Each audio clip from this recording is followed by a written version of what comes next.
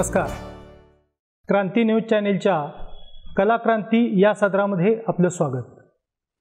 विटे शहर सुवर्णनगरी या सुवर्णनगरीतील एक अतिशय कलासक्त असं व्यक्तिमत्व म्हणजेच डॉक्टर राजेंद्र ठोके सर हे आपल्या शैक्षणिक क्षेत्रातील कला शिक्षक म्हणून 36 वर्षाच्या प्रदीर्घ कारकिर्दीनंतर सेवानिवृत्त होत आहेत आणि त्यानिमित्तच आपण त्यांच्याशी मोकळेपणानं बातचीत करून त्यांच्याशी गप्पा मारून त्यांच्या जीवन प्रवासाविषयी जाणून घेणार आहोत. विद्यार्थी, पालक, नागरिक, कलावंत आणि खास करून कला शिक्षक यांना प्रेरणादायी ठरणाऱ्या या गप्पांच्या मैफिलीमध्ये आपण विटे शहरातील प्रतिथयश कला शिक्षक आणि एक कलासक्त व्यक्तिमत्व, कला जगणारा व्यक्ती म्हणून परिचित असणारे डॉक्टर राजेंद्र ठोके सर यांच्याशी बातचीत करणार आहोत.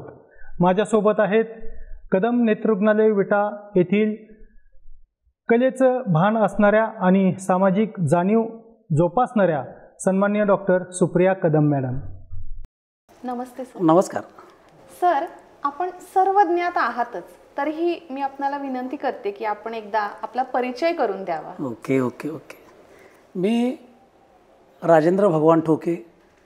माझं प्राथमिक शिक्षण 3रीपर्यंत 2 नंबर शाळेमध्ये झालं. त्यानंतर 4थीला मी भांबर्ड्याच्या शाळेमध्ये गेलो आणि तिथून स्कॉलरशिपला 13वा नंबर माझा जिल्ह्यामध्ये आला. ही गोष्ट बऱ्याच जणांना माहीत नाही खरं तर.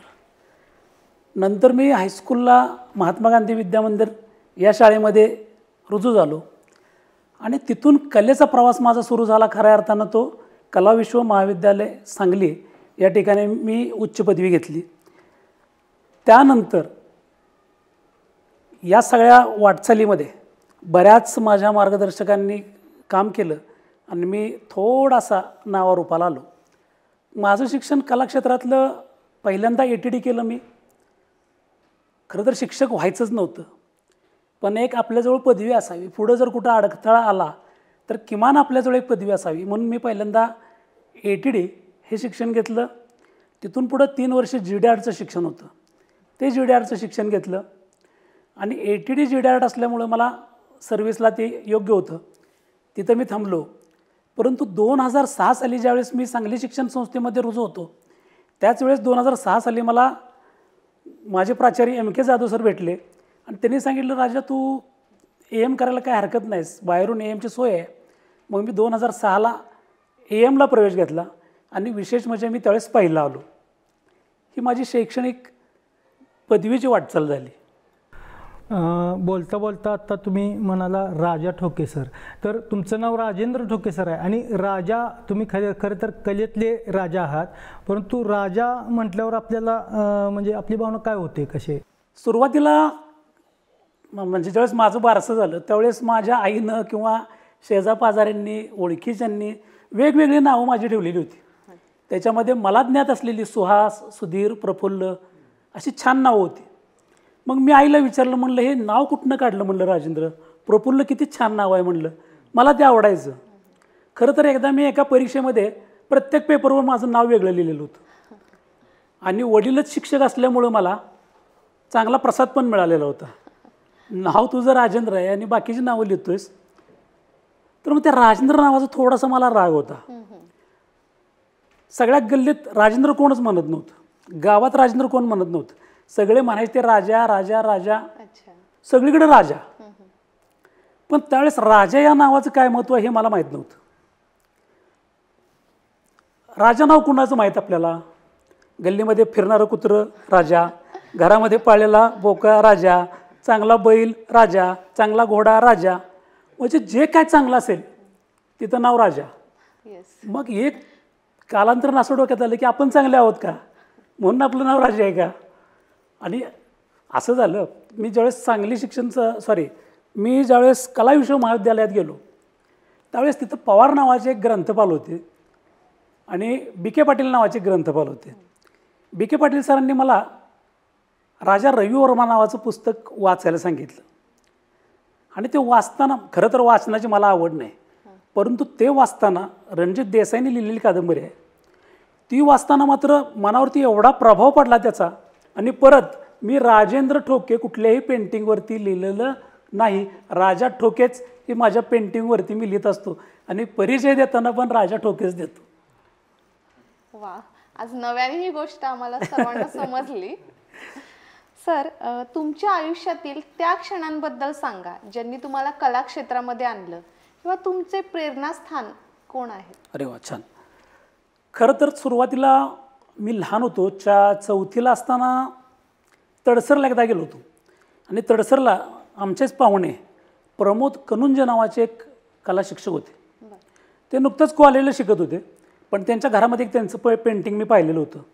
त्यांची माझी भेट झाली नाही, परंतु पेंटिंग पाहिलं आणि तिथंच प्रभावित झालो मी. चित्रकलेला जास्तीत जास्त वाहून घ्यायचं हे मनाशी ठरवलं. सुदैवानं 5वीला गेल्यानंतर घराजवळच आमचे व्ही जी कुलकर्णी सर नावाचे सर होते. त्यांच्याकडे मी इंग्लिश क्लासला जायचो. त्यांची चित्रकला उत्तम होती, गणित उत्तम होतं, इंग्रजी उत्तम होतं. त्यांची चित्र बघता बघता मी पण चित्र काढायला लागलो. 5वीतून 6वीत गेलो आणि 6वीत गेल्यानंतर माझ्या चित्राची आवड बघून विजेके सरांनी मला जवळ घेतलं. सगळेजण विजेकेच म्हणतात, कुलकर्णी सर कोण म्हणत नाही त्यांना. आणि विजेके सरांनी जवळ घेतल्यानंतर ते ज्यावेळेस पेंटिंग करायला बसायचे त्यावेळेस मला घरी बोलवायला यायचे. आजपर्यंत असा कुठलाही शिक्षक एखाद्या विद्यार्थ्याला घरी बोलवायला गेलेला मी तर ऐकलेलं नाही, परंतु विजेके सर मला बोलवायला यायचे आणि तेच माझे चित्रकलेतले खरे गुरु आहेत आणि ते माझे प्रेरणास्थान आहेत. विटा शहर आणि खानापूर तालुका कलेच्या बाबतीत तितकाचा उत्सुक किंवा प्रगल्भ आहे असं काय वाटत नाही. अगदी बरोबर आहे. परंतु ह्या अशा ठिकाणी तुम्ही कलाविषयक अतिशय काम उत्कृष्ट उत्तुंग काम केलं, कला जिवंत राखण्याचा प्रयत्न केला, तर त्याविषयी आपण काय सांगाल? खानापूर तालुका आपला आणि विटा धड शहर नाही आणि धड खेड नाही असे सगळेजण म्हणतात. आणि खानापूर तालुका जर बघितला आपला तर तसा मागासलेला भाग, दुष्काळी भाग म्हणून आपल्याला पहिल्यांदा माहीत होतं. आत्ता थोडा आपला भाग सधन व्हायला लागला आहे. जसं टेंबूचं पाणी आलं किंवा काय झालं तसा भाग सधन व्हायला लागला. पण ज्यावेळेस आम्ही शिकत होतो त्यावेळेस मात्र सगळा दुष्काळच होता आपल्याकडं, फार काय असं पिकत नव्हतं. तर त्यावेळेस ह्या कलाक्षेत्रामध्ये फारसं कोण नव्हतं. मला आठवते की मी तर आपल्या विट्यामधला दुसरा GD झालेला मी त्यावेळेचा नागरिक असेल किंवा मुलगा असेल. पहिले म्हणजे आपले प्रल्हाद दोंडी महाजन सर जे आहेत ते AM झालेले होते, ते मला शिकवायला होते महात्मा गांधीला. तर त्यानंतर बऱ्यापैकी मीच उच्च शिक्षण घेतलेलं चित्रकलेतला मीच असेल. परंतु या आपल्या पावलावरती पाऊल ठेवून विद्यार्थ्यांनी पुढे जावं, या पावलावरती पाऊल ठेवून दुसऱ्या बाकीच्या ज्यांना आवड आहे त्यांनी आपल्याबरोबर यावं, यासाठी आपण कलेतली थोडीशी त्यावेळेस चळवळ चालू केली. त्यावेळेस विट्यातले काही मोजके रांगोळीकार होते, त्याच्यामध्ये सुरेश उडपी, भंडारे म्हणून आहेत किंवा संपत कांबळे म्हणून आहेत, शैलेश साखरे म्हणून आहे, शैलेंद्र साखरे, अशी काही थोडी मुलं होती आणि मोठ्या व्यक्ती पण होत्या. तर ते रोटरी क्लबच्या मार्फत रांगोळी स्पर्धा वगैरे घ्यायच्या. सुरुवातीला त्या स्पर्धामध्ये आम्ही सहभागी झालो आणि नंतर त्या स्वरूपातल्या स्पर्धा थोड्याशा चालू राहाव्यात म्हणून तिथं सहकार्यही करायला लागलो आपण. आता त्यानंतर मी मात्र आता मोठा झालो, कमवता झालो, चांगला पगार यायला लागला आणि या पिरियडमध्ये माझे वडील स्वर्गवासी झाले. वडिलांची आठवण आपल्याला असावी आणि वडिलांची आठवण गावालाही असावी, कारण विट्यामध्ये खूप विद्यार्थी वडिलांचे आहेत. तर कुठंतरी ते नाव आणखीन जिवंत राहावं या उद्देशानं आणि सगळ्यात मोठा उद्देश की कला जोपासली जावी म्हणून आपण किल्ला स्पर्धा चालू केल्या. पहिल्या वर्षी किल्ला जवळजवळ 160च्या आसपास एंट्रीज होत्या आम्हाला. पण मुलांनी कुठेही किल्ला केला, कोपऱ्यात केला असला तरी आम्ही ते किल्ला बघून यायचो आणि मग नंबर त्यातून आम्ही काढले, बक्षिसं दिली. ही बक्षिसं देताना गजाभाऊ आपण कुणाकडून ₹1 घेतला नाही. बरोबर, हे महत्त्वाचं आहे. हो अगदी.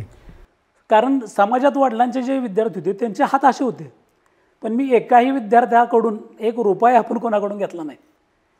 कारण ते जर पैसे घेतले तर आपण त्यांच्या बांधिलकीत आलो परत. त्यांचं परत मान सन्मान ह्या सगळ्या गोष्टी आपल्याला सांभाळाव्या लागतील म्हणून आपण कोणाकडूनही पैसे घेतले नाहीत. पण ह्या किल्ला स्पर्धेला दुसऱ्या वर्षी जे वळण मिळालं ते खूप छान वळण मिळालं. कारण मुलं किल्ला बघायला जायला लागली. भिडे गुरुजी आहेत ते तर ट्रॅक करतातच, त्यांची मोहीम असतेच, परंतु ती मोहीम सोडून किल्ला बघायला जायचं, चारही बाजूनी किल्ला बघायचं, त्याची स्केचेस करायचे, त्याचे फोटोग्राफ्स काढायचे. ह्या 2 गोष्टी त्याच्यामध्ये ॲड झाल्या. आणि मुलं काय करायला लागली, 10-10 मुलं 15-15 मुलं जायला लागली. आणि त्याने गडाचे भाग केले. तू हा भाग घ्यायचा, मी हा भाग घ्यायचा, तू हा भाग घ्यायचा, एंट्री कुणी घ्यायची. आणि त्याची स्केचेस, त्याची उंची, लांबी, रुंदी ह्याचं सगळं गणित मुलं मांडायला लागली. आणि तिथून येऊन पुन्हा तो किल्ला साकारायला लागली. दुसऱ्या वर्षीपासून प्रत्येक जो परीक्षक यायला लागला, आता आम्ही काही किल्ले बघितलेले नव्हते, पण साखरे सर म्हणून आहेत किंवा आमच्याच संस्थेतले तुषार आपटे म्हणून आहेत, अशी काही मंडळी आपण बाहेरून बोलवत होतो आणि त्यांच्याकडून त्या किल्ल्यांचं परीक्षण करत होतो. तर त्यांनासुद्धा आश्चर्य वाटले की अरे वा, एवढे सुंदर किल्ले, प्लॅनप्रमाणे किल्ले. म्हणजे त्यावेळेस साधारणपणे ही जवळजवळ 25 वर्षापाठीमागची गोष्ट आहे. आपण या स्पर्धा सलग 14 वर्ष स्पर्धा घेतल्या आणि नंतर काही कारणास्तव आपण या बंद केल्या. पण ही कला जिवंत राहावी पुन्हा म्हणून आपण गणेशोत्सवाच्या स्पर्धा चालू केल्या, सजावटीच्या. पुन्हा गौरी सजावट केल्या. त्यानंतर आता आपण काय करतोय तर वडिलांच्या नावाने 2 पुरस्कार आपण लेंगऱ्यामध्ये देतोय.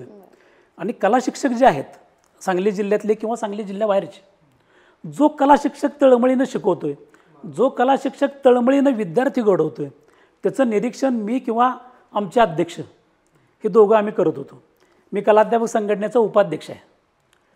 तर आम्ही दोघांनी मिळून त्या शिक्षकांच्यावरती नजर ठेवून, नजर या अर्थानं चांगल्या पद्धतीनं, की तो खरं शिक्षक काम करतोय का, विद्यार्थी घडवतोय का, त्या विद्यार्थ्यांच्यामध्ये काय कलागुण उतरत आहेत का, हे बघून आपण पुरस्कार त्या कला शिक्षकाला देतो दरवर्षी. त्याचं स्वरूप असं आहे, 1000 रुपये रोख, मानपत्र, मानचिन्ह आणि गोंदवलेकर महाराजांचं प्रवचन हे पुस्तक आपण त्याला जाणीवपूर्वक देतो. वा सर, हे ऐकल्यानंतर आपली एक हळवी बाजू तसेच पितृभक्ती आम्हाला दिसून आली. समाजाप्रती असणारं कलेसाठीचं योगदान दिसलं. सर, आपण आजवर अनेक कलाकृती साकारल्यात, त्यातली आपल्यात सर्वात आवडती कलाकृती कुठली? शिवाय आपल्या आवडीच्या कलाकारांविषयीही जाणून घ्यायला आम्हाला आवडेल. अरे वा, खरं तर माझ्या आयुष्यातली सर्वात माझी आवडती कलाकृती असं तुम्ही विचारलं तर माझ्या हातून साकारलेलं गोंदवलेकर महाराजांचं चित्र, की जे चित्र आज बेंगलोरपर्यंत गेलेलं आहे, इकडं मुंबईच्या पुढं गेलेलं आहे. म्हणजे महाराष्ट्राच्या 4ही दिशेला हे महाराजांचं चित्र आहे ते पोचलेलं आहे. ह्याची थोडक्यात कहाणी सांगतो. मी महाराजांचा भक्त म्हणण्यापेक्षा मी महाराजांना गुरु करून घेतलेला आहे. आणि आमचे आईवडील पण महाराजांचे शिष्य होते, म्हणजे त्यांनी गुरु करून घेतलेलं होतं. एक वर्ष असं वाटलं मला की महाराजांचं चित्र आपण रेखाटायचं. रेखाटायला बसलो, रेखाटलं, सगळं झालं. पहिला हात आपण त्याला दिला, म्हणजे पहिला लेअर जो असतो रंगाचा तो त्याच्यावरती आपण दिला. सरासरी 3 लेअर रंगाचे होतात. पण पहिला हात झाल्यानंतर काय झालं कोणास ठाऊक, ते महाराजांचं चित्र भिंतीवरती तसंच पडलं. जवळजवळ 4 ते 5 वर्ष गजाभाऊ चित्र भिंतीवरती तसंच होतं. प्रत्येक येणारा माणूस म्हणायचा, अरे राजा हे कधी पूर्ण करणार, अरे कधी पूर्ण करणार. आणि मग एक दिवस स्वतःलाच खंत वाटली, अरे आपण तर उत्साहानं म्हटलं महाराजांचं चित्र काढायला घेतलंय म्हटलं, आणि हे काय केलं आपण चूक करतोय. मग एक दिवस गोंदवल्याला गेलो. गोंदवल्याला त्या समाधीच्या पुढे नतमस्तक झालो. दुसऱ्या दिवशी घरी आल्यानंतर उपवास केला आणि महाराजांना म्हटलं, महाराज हे चित्र मी काढत नाही, हे चित्र तुम्ही काढताय, तुमचं चित्र तुम्ही स्वतः रेखाटताय, तर ते पूर्ण करायचं का नाही तुम्ही ठरवायचं. हे मनातल्या मनात मी महाराजांना बोललो आणि अक्षरशः नॉनस्टॉप ते पेंटिंग माझं पूर्ण झालं. आणि पूर्ण झाल्यानंतर ज्यांनी पेंटिंग बघितलं त्यांनी त्याची वाहवा केली. त्यांनी ते समाज माध्यमात सगळीकडं पसरवलं. कारण हे पेंटिंग जे आहे ते फार जुनं आहे. म्हणजे मी त्यावेळेस 2री-3रीला असताना मी ज्यावेळेस गोंदवल्याला गेलो होतो त्यावेळेस छोटा फोटो आणलेला होता. तो आज देवाऱ्यामध्ये माझ्या आहे आणि त्याचीच कॉपी मी केलेली आहे. आज हे चित्र तिथं प्रचलित नाही आहे, बसलेच जप करत, असं चित्र त्यांचं प्रचलित आहे. परंतु हे चित्र ज्यावेळेस आता पुन्हा समाज माध्यमात आलं त्यावेळेस या चित्राला खूप मागणी आता माझ्याकडं आहे आणि तेच माझं चित्र हे सगळ्यात आवडतं माझं चित्र आहे. राहिला की तुम्हाला यात मार्गदर्शनपर कोण वाटतं, तर हे सांगणं फार कठीण आहे. पहिले तर मी सांगितलं की विजय कुलकर्णी सर माझे गुरु आहेत. त्यानंतर त्याच शाळेमध्ये असताना MD कुलकर्णी सर होते, त्यांनी मला प्रोत्साहन दिलं. मल पोद्दार सर होते, त्यांनी प्रोत्साहन दिलं. म्हणजे हायस्कूलमधल्या प्रत्येक शिक्षकांना मला प्रोत्साहन दिलं. पण गंमत अशी झाली का जेव्हा बरं का स्कॉलरशिपला 13वा येणारा मुलगा 10वीला 82 साली फक्त 42% मार्क पाडून पास झाला. ही फार मोठी गंमत. शिक्षकांनी पैसा लावलेल्या, राजा तू पास होत नाहीस म्हटले. मी म्हटलं 100% पास आहे. 42 मिनटंसुद्धा मी अभ्यास केलेला नव्हता, पण 42% मार्क मात्र मला पडले. हां, मात्र हे आता समाजातल्या मुलांनी हे ऐकू नये. खरं तर त्यांनी अभ्यास करणं गरजेचं आहे. आणि तिथून ज्यावेळेस मी कॉलेजला गेलो त्यावेळेस कॉलेजला मात्र मला टिळवे सर, MK जाधव सर, त्यानंतर माझगावकर सर, पैलवान सर, आथणीकर मॅडम म्हणून एक होत्या, त्यांनीही खूप मार्गदर्शन केलं. AT पाटील सर म्हणून होते, त्यांनी मार्गदर्शन केलं. आणि ह्या सगळ्या मार्गदर्शनाबरोबर मी आता शिक्षकांची मार्गदर्शनं होतातच, पण मी ज्या ज्या ठिकाणी ज्या ज्या गावामध्ये जातो त्या त्या गावामध्ये एखादा माझ्यापेक्षा ज्युनियर असलेला एखादा जर विद्यार्थी असेल आणि त्याचं पेंटिंग चांगलं असेल तर तो सुद्धा माझा गुरु असतो. म्हणजे आपल्यापेक्षा वयानं मोठाच पाहिजे असं बिलकुल नाही. मला पर्यटनाचा छंद आहे. त्यानंतर मी ज्या ज्या गावात जाईन तिथं आर्टिस्ट कोण आहे हे शोधतो, त्यांची चित्र बघतो, त्यांची शिल्पकला बघतो आणि मग त्याच्यात जे चांगलं आहे ते आपण घ्यायचं आणि त्याला गुरु मानायचं. मग आता हे गजभाऊ असं आता ही झाली मोठी मुलं, आपल्या शाळेतली सुद्धा मुलं आहेत. आता JJ स्कूल ऑफ आर्टला आत्ता माझा एक विद्यार्थी ॲडमिशन घेतो आहे. त्यानं केलेले जर गणपती बघितले, अतिशय सुरेख गणपती करतो मातीचे. आणि परवाच त्याने एक रामाची मूर्ती तयार केली, अयोध्येमधल्या रामाची मूर्ती केली आहे. त्याचं नाव आहे पवार, प्रथमेश पवार. खूप छान मार्गदर्शन तो माझ्याकडनं घेतोच, पण त्याची ही शिल्पकला जर बघितली तर फार उत्तम आहे. म्हणजे गुरुला आपण खूप उंच स्थान दिलं आणि त्यामुळेच आपण उच्चस्थानी म्हणजे गुरुस्थानी अजून मी आहे तिथंच आहे, उच्चस्थानी नाही, अजून आहे तिथंच आहे. गोंदवलेकर महाराजांना तुम्ही गुरु मानता आणि त्यांचा आशीर्वाद तुम्हाला ओतप्रोत मिळालेला आहे. आणि त्याचंच फळ म्हणून विटे शहराच्या आणि परिसराच्या कलाक्षेत्राचा विषय निघाला किंवा खास करून चित्रकला आणि हस्ताक्षर हा विषय निघाला की राजा ठोके सर असं समीकरण निर्माण झाले. तर त्याबद्दल तुम्हाला काय वाटतं? 36 वर्षापूर्वी मी मॉडर्न एज्युकेशन सोसायटीमध्ये सर्व्हिसला लागलो. खरं तर तिथला पगार तुटपुंजा होता. 36 वर्षापूर्वी 400 रुपये पगार होता आणि तेवढ्या पगारात आपण आपलं भागवायचं हे तर चालूच होतं. पण मला एक आस होती, म्हणजे आपल्या हातून काहीतरी घडावं. जसे वडिलांचं नाव होतं परिसरामध्ये की ठोके गुरुजी एक चांगले गुरुजी, शिकवणारे गुरुजी, तसं राजा ठोके पण हा चांगला शिक्षक आहे असं नाव निघावं म्हणून थोडंसं मॉडर्नमध्ये मी सुरुवात केली कामाला. शिकवत असताना एक दिवस मी लीलाताई देशचौगुले या शाळेमध्ये गेलो होतो आणि तिथं फळ्यावरती रामदासांनी हस्ताक्षराविषयी जे सांगितलेलं आहे ती वचनं रामदासांची तिथं ते श्लोक लिहिलेले होते. बालके बाळबोधाक्षर घडसून करावे सुंदर अशी त्याची सुरुवात आहे. मग मी 2 मिनटं त्याच्यासमोर उभा राहिलो आणि म्हटलं हे तर म्हणलं अक्षरावरचं आहे म्हणलं, आणि हे वडिलांच्या बोलण्यातनं जे येत होतं किंवा आपल्या मनामध्ये जे आहे त्याच्याशी हे फिट आहे म्हटलं. त्यात एक ओळ अशी होती, वाटोळे अक्षर असावं अशी त्याची ओळ आहे, अक्षर वाटोळे असावे. म्हटलं वाटोळे म्हणजे गोल, गोल म्हणजे वर्तुळाला. मग मी काय केलं, घरी आल्यानंतर अ पासून ज्ञपर्यंतची सगळे अक्षरं वर्तुळात बसवली आणि मग मुलांना शिकवायला सुरुवात केलं. त्यावेळेस काही विद्यार्थी आले रेग्युलर, काही मध्येच सोडून दिलं, कंटाळले. पण एक मात्र विद्यार्थिनी शेवटपर्यंत टिकली. तिचं नाव सुद्धा सांगायला हरकत नाही, स्वाती शेंडे नावाची जी आता तहसीलदार म्हणून काम करते, प्रांताधिकारी, तिचं मूळचं नाव स्वातीच होते. तर तिनं अक्षर जे घडवलं पहिल्यांदा, तिनं जे घडसून सुंदर केलं ते खरं वाखाणण्याजोगं होतं. त्याचा नमुनासुद्धा आज माझ्याकडं आहे. आणि मग तिथून हस्ताक्षराचा प्रवास माझा चालू झाला. हस्ताक्षर सुधार प्रकल्प राबवणारी महाराष्ट्रात फार कमी माणसं आहेत, परंतु एक अभिमान आहे की त्या कमी माणसांच्या मध्ये आपलं नाव आहे. 36 वर्षापासून आजपर्यंत आपण कुणाकडूनही 1 रुपया आपण घेतलेला नाही. पूर्णपणे मोफत आपण हस्ताक्षर शिकवलं.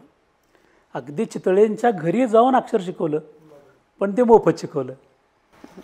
सर, कला शिक्षक असण्याचा सर्वात आव्हानात्मक पैलू तुम्हाला कुठला वाटतो? सगळ्यात आव्हान म्हणजे पहिल्यांदा पालक सांभाळणं. कारण हा विषय आवडतो सगळ्यांना. म्हणजे शिवाजी महाराज जन्माला यावेत पण आपल्यात नको, शेजारच्या घरात जन्माला येऊ देत, हे जसं आहे तसं चित्र बघायला आवडतं. पण एखादा मुलगा चित्र काढायला बसला तर आईवडिलांना आवडत नाही. ते म्हणतात ते बंद कर ना, अभ्यास कर. सगळ्यात आव्हान कुठलं आपल्याला पहिल्यांदा आहे तर पालक. मग त्या पालकांना समजावून सांगणं, त्या विषयाचं महत्त्व सांगणं, ह्या दोन्ही गोष्टी येतात. मग ते पालक म्हणतात सर तुमच्या विषयाचं महत्त्व काय सांगा. तर मी त्यांना समजावून सांगतो की बघा, तुमच्या मुलाला इंग्रजी वाचायला सांगा, लिहायला सांगा. मुलगा किती वेळ लिहिल? 10 मिनटं, 15 मिनटं, अर्धा तास, 1 तास. तोपर्यंत 50 वेळा बोटं मोडतो तो. मग ते तुमच्या नावानं असेल किंवा आमच्या नावानं असेल. आणि नंतर मात्र तो उठतो, खेळायला जाऊ विचारतो, कंटाळा लागे विचारतो. तसं त्याला ड्रॉइंगला बसवा, तसं त्याला कागद काम करायला बसवा, तसं त्याला माती काम करायला बसवा. 2-2 तास, 3-3 तास त्याच्या तोंडातनं हो किचून असतं, सलग बसतो. मग हा गुण आमच्या चित्रकलेत आहे, एका जागेवरती बसवायचा. हा गुण संगीतामध्ये आहे, रियाज करायला बसला तर तासून तास रियाज. भीमसेन जोशींचं उदाहरण माहिती आहे आपल्याला, 18-18 तास रियाज करायचे. मग कलेमध्ये ताकद आहे, हे पहिल्यांदा पालकांना समजावून द्यायला लागतं. आणि मग पालक कुठंतरी म्हणतात बरं बरं बरं चल चालते, कला शिकवा. म्हणजे अशा अनेक आव्हानांना सामोरं जाऊनच आपलं आयुष्य घडले आणि त्यातूनच तुम्हाला कलेचा राजा असं संबोधन किंवा अशी उपाधी ही लोकांच्याकडून मिळाली. तर ह्या लोकसन्मानाबद्दल आपल्याला काय वाटतं? आता हा लोकांचा खरं तर मोठेपणा आहे. कलेचा राजा म्हणणं हा त्यांचा मोठेपणा आहे. मी स्वतःला असं कधीच म्हणत नाही की मी कलेचा राजा आहे आणि विट्यात आहे, अजिबात नाही. मी अजूनही विद्यार्थी दशेतच आहे, असाच मी आजपर्यंत आहे. एखाद्या विद्यार्थ्याकडून काही शिकता आलं तरी मी शिकत असतो. माझी पेंटिंग जेव्हा तयार झाली तर माझे काही विद्यार्थी आहेत त्यांना मी पाठवतो मोबाईलवरनं. आहेत विद्यार्थी असे बाबा या, हां त्यांचा काय बाबांनो त्याच्याविषयी मत आहे, पेंटिंगविषयी, ते त्यांच्याकडून जाणून घेतो. माझे काही मित्र आहेत की जे चांगले आर्टिस्ट आहेत. तुम्ही जर फेसबुकवरती चिंतामणी हसमणेच नाव सर्च केलं तर आज तो ब्लाइंड लोकांसाठी, आंधळ्या लोकांसाठी, आंधळ्या मुलांसाठी तो पेंटिंग करतो. त्याचं पेंटिंग खूप सुंदर आहे. मग मी एखादं पेंटिंग केलं, पोर्ट्रेट केलं तर मी त्याला पाठवतो. राजाराम बापू कला महाविद्यालयाचे प्रदीप पाटील म्हणून आहेत, त्यांना पाठवतो. त्यातनं काय मला चुका आहेत त्या सांगा म्हणून सांगतो. नुकतेच माझ्या वडिलांचा पुरस्कार मी ज्यांना दिला ते BS पवार म्हणून विंगला आहेत, त्यांना पाठवतो, त्यांच्याकडून चुका जाणून घेतो. कारण आज कलेमध्ये ही नावावर रूपाला आलेली माणसं आहेत, त्यांचं प्रॅक्टिस माझ्यापेक्षा जास्त आहे. आणि ही लोकं जी मला कलेचा राजा म्हणतात त्याच्या पाठीमागं दुसरं एक त्यांच्या डोक्यामध्ये असेल की मी फक्त चित्रकलाच सांभाळली, असं बिलकुल नाही. चित्रकला तर आहेच, प्रामुख्यानं चित्रकला. कधीतरी वासरी वाजवतो, कधीतरी माऊथ ऑर्गन वाजवायचो. म्हणजे अनेक कलांवर तुम्ही प्रेम केलं आणि त्या जोपासल्या म्हणून कदाचित म्हणून. माझ्या सरांच्याकडे एक डोलकी होती, ती वाजवत नव्हती. ती डोलकीसुद्धा मी विकत आणली त्यांच्याकडून 250 रुपयाला. ती डोलकी वाजवायचो. आपल्या कला अकादमीमध्ये ट्रिपल वाजवायचो. आवाज चांगला नाही पण गाणं म्हणायचा प्रयत्न करतो. ताल सूर आहे, कान चांगले आहेत आपले, हां गाणं म्हणतो आपण. नृत्य म्हटलं तर शाळेमध्ये नृत्य शिकवलं आहे मी. त्यामुळे ह्या सगळ्या कला डोळ्यात आल्यामुळं कदाचित कलेचा राजा असं लोक म्हणत असावीत असं मला वाटतं. सर, विद्यार्थ्यांच्या शिक्षणात आणि एकूणच वैयक्तिक विकासामध्ये कलेची काय भूमिका आहे असं आपल्याला वाटतं? हां, मगाशीच मी सांगितलं की एका जागी बसण्याची क्षमता फक्त कलेमध्ये आहे. जर मुलांनी कला जोपासली तर ती सवय लागल्यामुळं त्यांचा अभ्यास करण्याची क्षमता निश्चितच वाढते. आता आज बघितलं आपण तर कलेला फारसं महत्त्व राहिलेलं नाही. कलेकडे फारशी लोक वळत नाहीत. त्याचं कारण पण तसं आहे. आत्ता शासनानं कला शिक्षक भरायचे नाहीत असं एक डिक्लेअर केलं आहे. शारीरिक शिक्षणाचा शिक्षक भरायचा नाही असं एक डिक्लेअर केलं आहे. आणि ह्याच्यामुळं काय झालं, जी सामान्य मुलं नोकरीवरती अवलंबून होती, ज्यांच्याजवळ थोडंफार त्यातनं उदरनिर्वाहाचा प्रयत्न केला असता त्यांनी, ते सगळंच बंद झालं. त्यामुळं त्या क्षेत्राकडे वळणारी जी मुलं आहेत ती वळत नाहीत. आणि कलेवरती तुमच्याकडं कोणतीही एक कला असू देत, तुम्ही स्वतःला पण सावरता, समाजाला पण सावरता. तुमचं जे व्यक्तिमत्व आहे ते खुलून यायला कलेसारखं दुसरं माध्यमच नाही. इंग्लिश तासभर आपण पुस्तक वाचत बसलो, दुसऱ्यांनी बघितलं तर काय ते पुस्तकच वाचते म्हणणार. पण तुम्हीच बाहेर असं रस्त्यावर जाऊन एखादं चित्र काढत उभा राहिला तर 5-50 मुलं, 5-50 माणसं तुमच्या जवळ येऊन उभा राहतात. तेवढी क्षमता फक्त कलेतच आहे. भले मग 2 दगडं वाजवून एखादं गाणं म्हणू देत, माणसं त्याच्याकडे बघत उभा राहतात 2 मिनटं का विना. सगळ्यात महत्त्वाचं, मी प्रत्येक व्याख्यानामध्ये माझ्या एकच आव्हान करतो की कुठली तरी एक कला तुम्ही जोपासा. आणि अशा वैविध्यपूर्ण कामामुळंच अनेक संघटनांच्या, अनेक संस्थांच्या जडणघडणीत तुमचा वाटा आहे. तर आपलं संस्थात्मक, संघटनात्मक किंवा कला चळवळीचं काम कशा पद्धतीनं आहे? आता मी सुरुवातीला खानापूर तालुका कलाध्यापक संघटनेचा अध्यक्ष होतो. त्यानंतर इथलं कार्य बघून मला सांगली जिल्ह्याचं उपाध्यक्ष केलं. ते झालं माझ्या शिक्षकी पेशातलं. पण त्याच्या आधी मला ज्यावेळेस मी शिकत होतो कॉलेजला असताना 1985 साली ज्यावेळेस बर्वेवाड्यातल्या गणपतीची सुरुवात झाली गणेशोत्सवाची, तेव्हापासून आज तागायत मी त्या गणेशोत्सव मंडळामध्ये सदस्य म्हणून काम करतो आहे.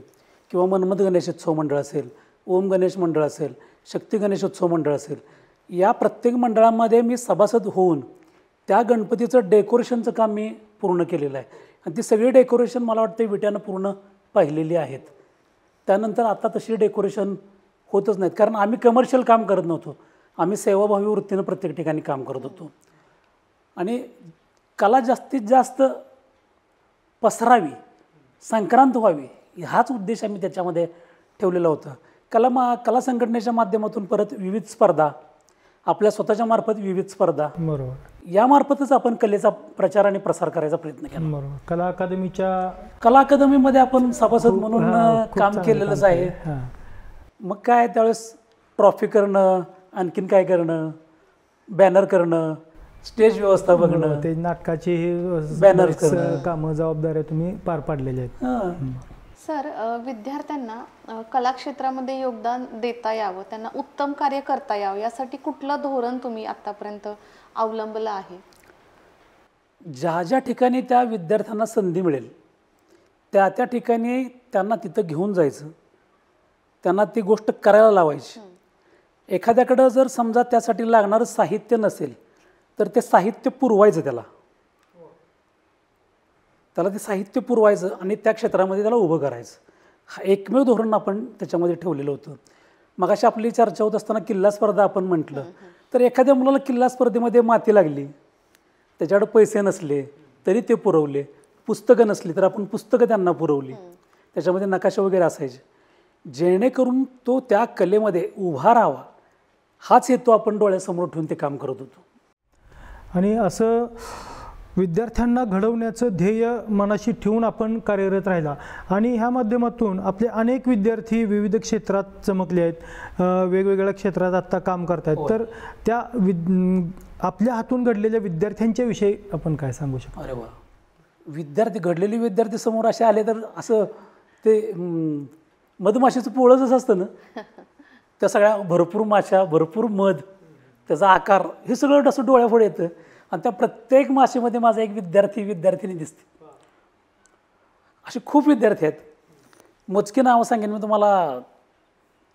लाडका विद्यार्थी आत्ता म्युझिकमध्ये आत्ता काम करतोय, म्युझिक डायरेक्टर म्हणून काम करतोय. तेजस चव्हाण नावाचा विद्यार्थी, की जो मॉडर्न एज्युकेशन सोसायटीमध्ये माझा विद्यार्थी होता. किल्ला स्पर्धेमध्ये हिरिरीनं भाग घ्यायचा, भाषणं करायचा, इथं असताना गाणी म्हणायचा. आणि आज तो पुण्याला गेल्यानंतर म्युझिक डायरेक्टर झालेला आहे. वा. परवाच तो आलेला होता भेटायला. हां, हे आणखी नाही बरं का गजाभाऊ, ही मुलं विसरत नाहीत आपल्याला. इकडं आली की पहिल्यांदा येतात. म्हणजे अगदी तुम्हाला माहितीच आहे, परवा विसूभाऊ आले होते. विसूभाऊंनी बोलवून घेतलं. काय विसूभाऊंचा माझा काय संबंध नव्हता खरं तर. त्यांचा धाकटा भाऊ माझा मित्र, पण विसूभाऊंनी मला लक्षात ठेवलं ते हस्ताक्षरामुळं. त्यांना एक कविता, म्हणजे आपल्या महात्मा गांधी शाळेचं जे शालागीत आहे, नितांत सुंदर या माळावर सुरेखा मुची शाळा, ते त्यांना फक्त लिहून दिलं. ते त्यांनी फाईलला लावले आता, आणि ती ओळख त्यांनी ठेवलेली आहे. आणि मग असे कलाकार भेटत आहेत. आता दुसरा विद्यार्थी म्हटलं तर काही शिल्पकार आहेत, काही चित्रकार आहेत. सर, तुमच्या विद्यार्थ्यांच्या कलाकृतींचं एखादं प्रदर्शन भरवल्याचा कुठला अनुभव? मी आता या वर्षात ह्या 31 तारखेला मी रिटायरच होतोय. परंतु गेल्या वर्षीपर्यंत ज्या मुलांची चित्र चांगली आहेत किंवा ज्या मुलांची शिल्पकला चांगली आहे, त्यांची शिल्प किंवा चित्र आपण आपल्या शाळेच्या वार्षिक स्नेहसंमेलनामध्ये ती मांडलेली आहेत आणि त्याचं प्रदर्शन आपण केलेलं आहे. किंवा शाळेतून बाहेर गेलीत असे काही विद्यार्थी आहेत, त्यांची चांगली चांगली चित्रं आपण आणून प्रदर्शनामध्ये मांडलेली आहेत. आणि सगळ्यात महत्त्वाचं, ह्या मुलांना सगळ्या प्रोत्साहन मिळावं म्हणून दरवर्षी बाहेरच्या एखाद्या आर्टिस्टचं प्रदर्शन आपण आपल्या शाळेमध्ये भरवतोय. तुमच्या आटपाडी शेजारी असणारं दिगंची जे गाव आहे, तिथले एक पेननं काढतात चित्र. रमेश जावीर. हां, रमेश जावीर खरसुंडीचे आहेत. खरसुंडीचे. तो दिगंचीच आहे. आहेत, मी भेटले परवा त्यांना. हो हो हो. तर ते पेननं फक्त चित्र काढतात. त्यांची आपण गजाभाऊ 400 चित्र आपण जवळजवळ प्रदर्शनामध्ये मांडली. पोरांनी त्याच्यापासून प्रेरणा घेतलेली आहे. हे थोडंसं आपण मुलांच्या करिअरसाठी म्हणा किंवा त्यांच्या आवडीसाठी असा आपण थोडासा प्रयत्न करतो. तुम्ही जावीर सरांचं नाव घेतलं. जावीर सरांचं प्रदर्शन मी गेल्या वर्षीच भरवलेलं होतं. ते शिल्पकलेचं होतं. बरोबर, काष्टशिल्पचं. हो. तर आपलं एवढं अमोघ काम आहे आणि कलाक्षेत्रात एवढं कार्य आहे, तर पूर्वी स्पर्धात्मक किंवा विद्यार्थी दशेत आपल्याला बक्षिसं तर खूप मिळालेली असतील, परंतु आत्तासुद्धा काही सन्मान आपले झालेले असतील, काही पुरस्कार मिळालेले असतील, आणि खास करून तुम्हाला गेल्या काही दिवसापूर्वीच मिळालेली डॉक्टरेट ही पदवी डिलीट, तर त्याविषयी आपण थोडंसं सांगितलं तर बरं होईल. पुरस्कार तर भरपूर मिळाले, पण या सगळ्या पुरस्कारांच्या मध्ये जळगावचा जो पुरस्कार मिळाला तो खूप छान होता. कारण त्या संस्थेनं पूर्ण महाराष्ट्रामध्ये काही असे सर्च करणारी माणसं नेमलेली होती. ज्यावेळेस आमची नावं पुढं आली त्यावेळेस खरं तर त्या शिक्षकांना त्यांच्या मित्रांना विचारलं गेलं की हा पुरस्कारासाठी माणूस योग्य आहे का. तो पुरस्कार चोपड्याला दिला आम्हाला. 11,000 रुपयाचा रोख पुरस्कार होता तो. पुरस्कार तसे भरपूर मिळाले. हा पुरस्कार सुद्धा चांगला होता. रमेश बळीराम बिडकर यांनी त्यांच्या वडिलांच्या स्मरणार्थाचा पुरस्कार दिला. विटा फेस्टिवलमध्ये कलारत्न पुरस्कार दिला. गजाभाऊ त्यांचे सदस्य आहेत, मेन आहेत ते त्यांच्यामध्ये. विट्यात तर आपण सगळीकडं नावाजलोच आहे, परंतु आज सांगली जिल्हा, महाराष्ट्र यात बऱ्याच ठिकाणी तसं आपलं नाव झालं आहे. त्याच्या पाठीमागं चित्रकला तर आहेच, पण हस्ताक्षराबाबतीत जास्त नाव झालं. रांगोळीसुद्धा काढतो मी. म्हणजे रांगोळ्या जर त्यावेळेच्या बघितल्या तर खूप छान रांगोळ्या आहेत. हे सगळं करत असताना कुठंतरी डोक्यामध्ये आले की आपल्याला डॉक्टरेट पाहिजे होती, नावाच्या अलीकडे डॉक्टरेट पाहिजे आहे. मग ज्यावेळेस मी विचारणा केली त्यावेळेस आमच्या क्षेत्रातल्या लोकांना डॉक्टरेट घेता येत नाही, कारण त्यांना BA BSc असं काहीतरी लागतं. पण ते काय आमच्याकडे पदव्या नव्हत्या. मग एका संस्थेनं सांगितलं की तुम्हाला ऑनररी तुम्हाला डॉक्टरेट पदवी आम्ही देतो, पण तुमचं कार्य आम्हाला सगळं दाखवा. मग त्या संस्थेला माझी सगळी चित्रं आणि सगळ्या चित्रापेक्षा आपण जे कार्य हस्ताक्षरामध्ये केलं ते कार्य सगळं आपण त्यांना झेरॉक्स त्यांना पाठवलेले होते. सुहास प्रभावळे नावाचा एक माझा विद्यार्थी आहे की ज्यानं आजपर्यंत जवळजवळ 40,000 विद्यार्थ्यांना हस्ताक्षर शिकवलं, स्वतःचं पोट भरलं, पण राजा ठोकेचं नाव या 40,000 जणांपर्यंत पोहोचवल्याचं काम त्या सुहास प्रभावळेनं केलेलं आहे. आणि या सगळ्या गोष्टीचा विचार करून थेम्स युनिव्हर्सिटी फ्रान्स त्यांनी मला ही डॉक्टरेट म्हणजे डिलीट दिली आणि मला गौरवलं. सर, कला वर्गामध्ये आपण तंत्रज्ञानाचा वापर शिवाय नवीन ज्या पाश्चात्य कलाशैली आहेत त्यांचा वापर कसा करू शकतो? आता तंत्रज्ञानाशिवाय काहीच चालत नाही खरं तर, कारण पूर्वीचा आर्टिस्ट सगळा आता संपला असं म्हणतायत. पण ज्यावेळेस तुम्ही तंत्रज्ञानातून काही निर्मिती कराल त्यावेळेससुद्धा तुमच्या अंगामध्ये आर्ट असावीच लागते, त्याशिवाय तुम्ही त्याच्यातून करून घेऊ शकत नाही. त्यामुळं कॉम्प्युटर असेल, आणखीन काय असेल, त्याचा उपयोग तुम्हाला करता येतो. पाश्चात्य जे शैली आहे, खरं तर मी तर असं म्हणतो की सगळ्यात ग्रेट शैली आपलीच आहे. भारतीय चित्रकला ही ग्रेट आहे. कारण कसं होतं, पाश्चात्याने जर पाश्चात्य चित्रकारांनी जर चित्र केलेली बघितली तर या चित्रात काय आहे असं वाटतं. पण त्यांचा खूप अभ्यास आहे, त्यांची मेहनत आहे, त्यांचं परिश्रम आहेत त्यांचे खूप. सगळे आर्टिस्ट चांगले आहेत, त्यांचाच आपण अभ्यास करून पदव्या घेतो आहे. पण ह्या सगळ्यांच्या शैली आपण वापरून आपल्या चित्रामध्ये घ्याव्यात असं मला कधीच वाटलं नाही. खरं तर मी वाचत नाही आणि मी लायब्ररीची पायरी चढत नाही. काय होतं, लायब्ररीमध्ये गेलो, आपण एखादी गोष्ट वाचली किंवा एखाद्या चित्रकाराचं चित्र बघितलं की तीच शैली आत्मसात करतो आणि त्याप्रमाणे आपलं चित्र काढायचा प्रयत्न करतो. तर तसं न होता आपण आपली शैली निर्माण करायची असा कायम माझा प्रयत्न असतो. सगळी चित्रं जर बघितली माझी तर प्रत्येक चित्रामध्ये वेगळी वेगळी स्टाईल बघायला मिळेल. एका स्टाईलची माझी चित्रं नाहीत. फार महत्त्वाचं आहे ते. म्हणजे तुम्ही एका ठिकाणी स्वतःला थांबवलं नाही किंवा बांधून नाही ठेवलं. चक्रच पाहिजे, बरोबर, फिरलं पाहिजे. सर, तुमचं साहित्य किंवा तुम्ही काढलेली चित्र किंवा तुमची चित्रकला ही अनेक अंकात प्रसिद्ध झाली किंवा काही कथा कादंबऱ्यांची मलपृष्ठ मुखपृष्ठ सुद्धा तुम्ही काढली. त्याचप्रमाणे तुम्ही असं स्वतः काय लिखाण पुस्तकाचं केलंय का किंवा असं प्रकाशन करण्याची तुमची इच्छा आहे का? आता बघा, पहिलं मुखपृष्ठ केलं ते भारतमाता कविता संग्रहाचं केलं. बाबालाल तांबोळींची भारतमाता नाही कविता संग्रह होता, कविता संग्रह भारतमाता नावाचा. त्याचं पहिलं मुखपृष्ठ मी केलं त्यावेळेस मी शिकत होतो. त्यानंतर दुसरं मुखपृष्ठ केलं लताश्री कादंबरीचं. ती लताश्री कादंबरी रवी मगदुमांनी लिहिलेली आणि तिथून जे माझ्या मुखपृष्ठाला सुरुवात झाली, आत्तापर्यंत जवळजवळ 50 ते 60 मुखपृष्ठ आत्तापर्यंत माझी झालेली असतील. मग त्याच्यामध्ये दिपोळी अंक आहेत, कादंबऱ्या आहेत, कविता संग्रह आहेत. कवी किरण बेंगारदेवांच्या सगळ्या पुस्तकांची माझी मुखपृष्ठ आहेत. आणि दिपाळी अंकामध्ये सुद्धा जी इलस्ट्रेशन लागतात ती सुद्धा माझी आहेत. बरोबर. वा सर, फार मोठं काम आहे. पुस्तक प्रकाशन पुस्तक प्रकाशन राहिलं आपलं. तुम्ही विचारलं मला, ते कसं आहे गजाभाऊ की लिखाण आणि वाचन ह्याची आवड नसल्यामुळेच ते मागं राहिले. पण आता रिकामाच आहे. आता पण इथून पुढं रिकामाच आहे. तर एक डोक्यामध्ये आहे की एक हस्ताक्षराचं पुस्तक आपण प्रकाशित करायचं. काय होतं, पुस्तकामुळं मनुष्य चिरंजीवी राहतो आणि त्याला पूर्णत्व आल्यासारखं. म्हणजे एक पुस्तक छापलं की तो माणूस मेलाच नाही असं होतं. 100 वर्षांनी ते पुस्तक बघितलं तर अरे वा असं. म्हणजे आपण जातो पण आपली आठवण, आपण केलेलं कार्य त्या पुस्तकाच्या माध्यमातून राहतं. म्हणून एक पुस्तक काढायची इच्छा आहे. आणि दुसरी इच्छा म्हणजे आपल्या चित्रांचं प्रदर्शन. पुण्याच्या बालगंधर्वला एक प्रदर्शन झालं माझं, ग्रुप शो होता. तसा एखादा ग्रुप शो आपण मुंबईमध्ये करायचा आहे. जहांगीरला असेल किंवा नेहरू सेंटरला असेल, दोन्हीपैकी कुठेतरी एखादा शो आपण करायचा असं एक डोक्यामध्ये आहे. आणि परवा विसूभाऊंनी पण सांगितलं की त्याच्या मागं लागा जरा म्हणून, तर ते डोक्यामध्ये आहे.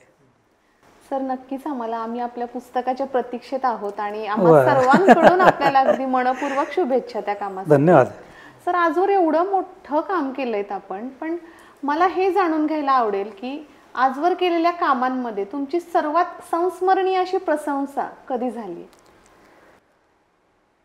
प्रसंग छोटा आहे पण तो आयुष्यभर मी विसरू शकत नाही.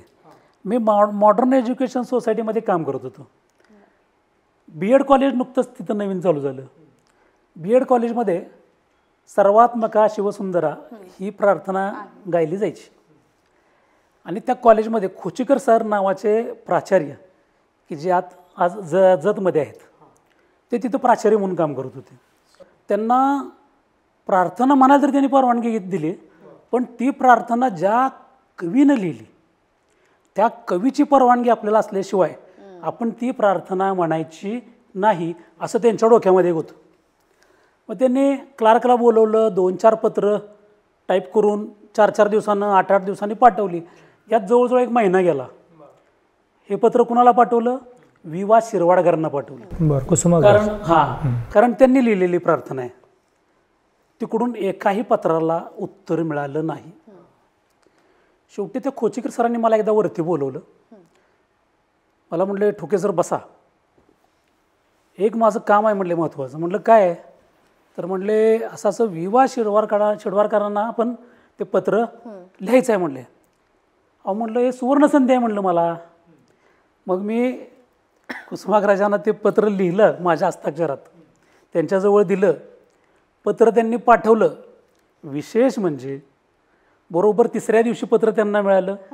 बरोबर 6व्या दिवशी पत्राचं उत्तर प्राचार्यांना मिळालं. प्राचार्याने मला बोलवून पाठीवरती थाप टाकली आणि मला सांगितलं, ठोके सर तुमच्या अक्षरानं कमाल केली म्हणले. त्यांचं पत्राचं उत्तर आलेलं आहे आणि त्यात पहिली ओळ होती, पत्रातील हस्ताक्षर अतिशय सुंदर आहे. आणि मग प्रार्थना म्हणायला त्यांनी परमिशन दिली आणि ती प्रार्थना BEd कॉलेजला सुरू झाली. हा प्रसंग जो आहे ना तो मी मरेपर्यंत विसरणार नाही. भले तिथून त्यांनी थाप टाकली असेल पत्ररूपानं, पण खोचीकर सरांनी त्यांच्या हाताने जी थाप माझ्या पाठीवर टाकली ती कुसुमाग्रजांचीच होती असंच मला आजपर्यंत वाटतं. आणि हा प्रसंग मी कधीच विसरणार नाही. सर, सध्याच्या शिक्षण व्यवस्थेमध्ये कला विषय कुठेतरी मागं पडतोय असं वाटायला लागले, तर ह्या कला विषयाला सध्या मिळणारं स्थान हे कसं आहे आणि ते कसं असावं असं तुम्हाला वाटतं? जर आत्ता बघितलं तर नवीन शैक्षणिक धोरणामध्ये आणि सरकारनं जे काय धोरणं ठरवलीत त्याच्यामध्ये कला आणि क्रीडा ह्या दोन्ही विषयांना थोडंसं कमी लेखले असं मला वाटतं. काय झालं, आजच एक बातमी मला व्हॉट्सअपला बघायला मिळाली की 500 विद्यार्थी संख्या असेल तिथे एक कला शिक्षक भरा. आणि 350 का 300 असं काहीतरी संख्या नक्की मला माहीत नाही, परंतु तेवढे विद्यार्थी असतील तर शारीरिक शिक्षणाचा शिक्षक भरा असं त्यांनी सांगितलेलं आहे. कसं शक्य आहे? आज इंग्लिश मिडियमला जास्त मुलं जात आहेत किंवा दुसऱ्या कॉन्व्हेंट स्कूलला किंवा रेसिडेन्शियल स्कूलला आज मुलं जात आहेत. आणि सगळ्याच हायस्कूलची परिस्थिती आता एकसारखी आहे की जिथे विद्यार्थी संख्या कमी व्हायला लागलेली आहे. आणि ह्या सरकारच्या धोरणानुसार त्या कला शाळेमध्ये कला शिक्षक इथून पुढं भरलं जाणं हे शक्य नाही. त्याच्यावरती सरकारनं काहीतरी पाऊल उचलावं आणि ही जी अट आहे ही अट शिथिल करावी की जेणेकरून ती अट शिथिल केल्यानंतर विद्यार्थ्यांना किमान कला शिक्षक कला शिकवेल, ते इतर कुठल्या शिक्षकांना शिकवून चालणार नाही. हे 100% सत्य आहे. अगदी बरोबर आहे सर आपलं.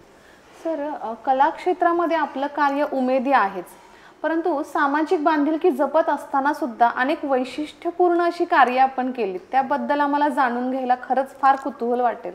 खरं तर आजपर्यंत मी कुठल्याच समाजापर्यंत मी जे या हातानं दिलं ते या हाताला माहीत होऊन दिलं नाही. का तर थोडंसं गोंदवलेकर महाराजांचा प्रभाव आपल्यावरती असल्यामुळं आणि सगळ्यात महत्त्वाचं म्हणजे इथली जी बर्वे फॅमिली आहे की जी मला मुलगा मानतात, त्यांचं समाज कार्य जर बघितलं तर अतिशय अफलातून आहे. आणि त्यांच्या पुढं आपण म्हणजे सूर्यापुढं आपण काजवा चमकल्यासारखं आहे. पण आपल्या परीनं जेवढं करता येईल ते करायचा प्रयत्न करतो. पण सगळी प्रेरणा जी आहे ती तिथून मिळालेली प्रेरणा आहे.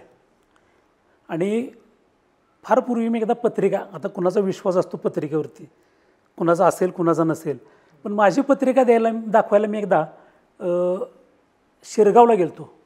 शिरगाव म्हणजे इकडचं देवराष्ट्र शिरगाव. तिथं पारखी शास्त्री नावाची शास्त्री होती आणि त्यांनी मला एक सांगितलं की राजू, आपण 10 रुपये कमवले तर किमान समाजासाठी 1 रुपया खर्चावा. आणि खरंच शीख धर्मामध्ये किंवा मुस्लिम धर्मामध्ये त्यांचा रोजच्या इन्कममधला काही भाग जकात नावानं ही मुस्लिम समाज जकात नावानं बाजूला काढतो आणि त्याचं दानधर्म केलं जातं.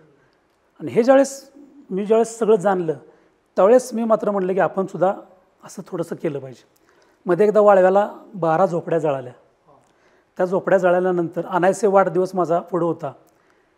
त्यावेळेस माझ्या काही मित्रांना बरोबर घेतलं मी आणि त्या 12 झोपड्या जळालेल्या कुटुंबियांना मुलांना खाऊ, रोख पैसे आणि जेवणाचा सेट आपण जवळजवळ 50 सेट आपण त्यांना दिले.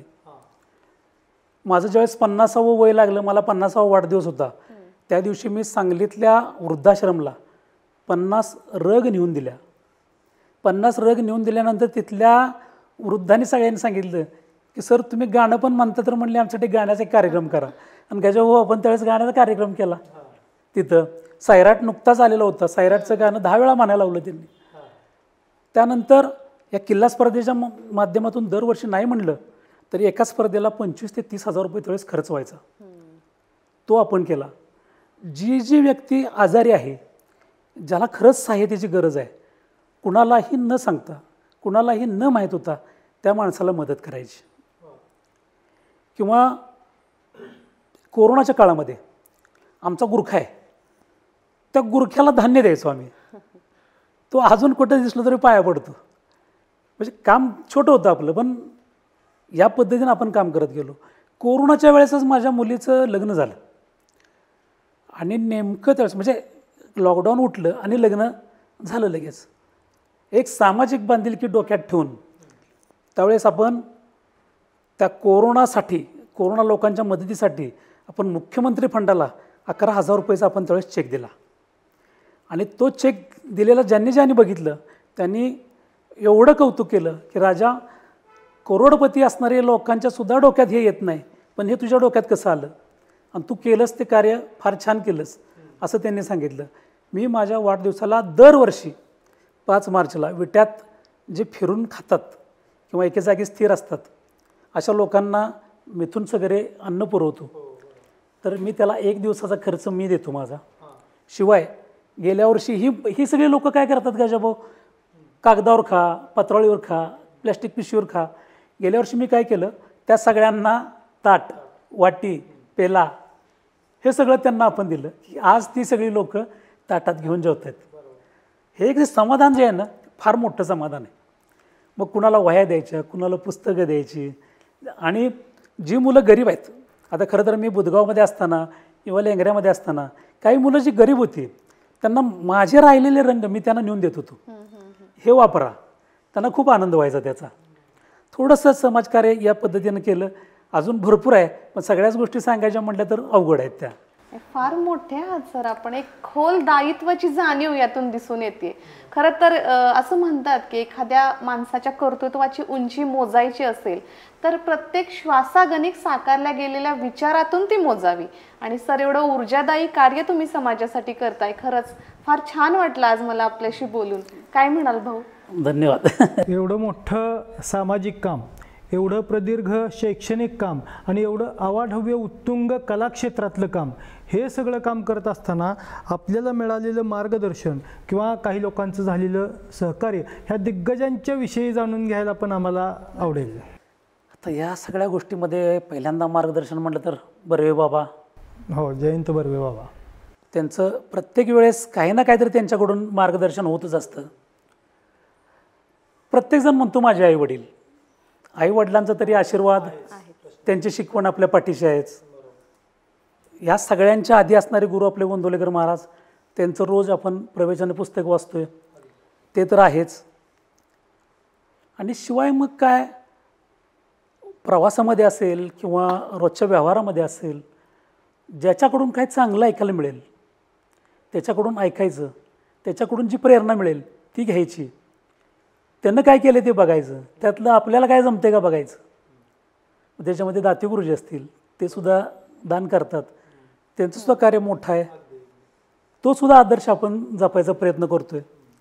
अशी जी मोठी मोठी व्यक्ती आहेत, अगदी फार मोठ्या व्यक्तींच्यापर्यंत आपण अजून पोचलेलो नाही, परंतु काही माध्यमातून आपण काय सिनेस्टार असतील, काय कलावंत असतील त्यांच्यापर्यंत पोचलो.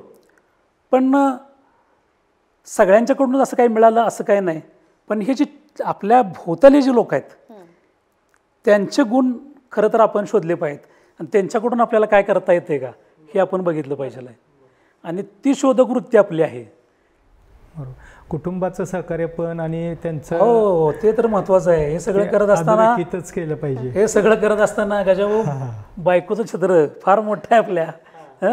तिचं जर सहकार्य नसेल तर आपण काहीच करू शकत नाही. सुदैवानं दोन्ही मुलं माझी चांगली आहेत, शिकलेली आहेत. मुलगी फार्मासिस्ट झाली, तुमची पण मुलगी फार्मासिस्ट आहे. दोघी मैत्रिणी होत्या. शिवाय माझा मुलगा आत्ता आर्किटेक्ट आहे, त्याचंही काम चालू आहे आता. मिसेस प्राथमिक शिक्षक आहे. परंतु खरंच मॅडम ती म्हणजे मोठेपणा सांगत नाही किंवा तिचा मोठेपणा किंवा माझा मोठेपणा पण नाही. तो खरंच म्हणजे एखाद्या पुरुषाच्या पाठीमागे स्त्रीचा हात असतो असं फक्त भाषणापुरतं म्हणतात किंवा ती एक पद्धत झाली आहे, पण ती पद्धत नाही. ते सत्यच आहे, 100% सत्य आहे. कारण मी घरातलं कुठलंही काम मी करत नाही. साधं किराणा माल आणायचं असेल तर ती आणायची किंवा मुलगा आणतो. मला एखादं काम सांगितलं तर मी 4 वस्तूपैकी 1 वस्तू विसरून येतो. तोही स्वभाव आहे. त्यामुळे ती सांगतच नाही मला. म्हणजे हे सगळं जे घरातलं सगळं सांभाळायचं काम ते तिचं आहे आणि समाजाचं सगळं सांभाळायचं काम माझं आहे. पण तिच्या सहकार्याशिवाय ते अधूर आहे. त्यामुळे कुटुंबाचं सहकार्य खूप 100%. सर, कला क्षेत्रामध्ये करिअर करू इच्छित असणाऱ्या तरुण पिढीला आपण काय सल्ला द्याल? तरुण पिढीला सल्ला देत असताना एकच सांगेन की त्यांनी आता जे नवीन काय आलेलं आहे तंत्रज्ञान, कलेबरोबर त्या तंत्रज्ञानाचा अभ्यास करा. करिअर निवडत असताना पहिल्यांदा तुम्ही तुमचं पोट कसं भराल ते बघा. आता काय झालं, करिअर करिअर करिअर याच्या नावाखाली एखादी छोटी वस्तू घ्यायला सुद्धा वडिलांच्याकडून पैसे मागतात. मी स्वतः वैयक्तिक गजाभाऊ 7वीत असल्यापासून पैसे कमवतोय की जे पैसे मी कुंभारवाड्यात जाऊन गणपती रंगवले, कुंभारवाड्यात जाऊन मातीची खेळणी रंगवली आणि त्यातून पैसे मी उभा करायचो आणि मी माझ्या खर्चासाठी वापरायचो.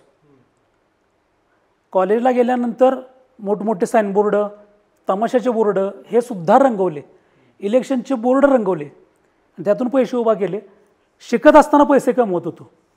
त्यामुळं ह्या मुलांनी आत्ताच्या तुम्ही शिकत असताना सुद्धा भले शिकत असताना राहू देत, पण ज्यावेळेस तुमचा कॉलेजमधनं पाय बाहेर पडेल त्यावेळेस तुमच्या हातात पैसे यायला सुरुवात झाली पाहिजे. या पद्धतीचं शिक्षण घ्या की जेणेकरून समाजाला किंवा घरातल्यांना तुम्ही आपल्यावरती बोज असं वाटतं कामा नये. बाबा तो 1 रुपया तरी कमवतोय याचा अभिमान तुमच्या आईवडिलांना असावा आणि समाजाला पण असावा.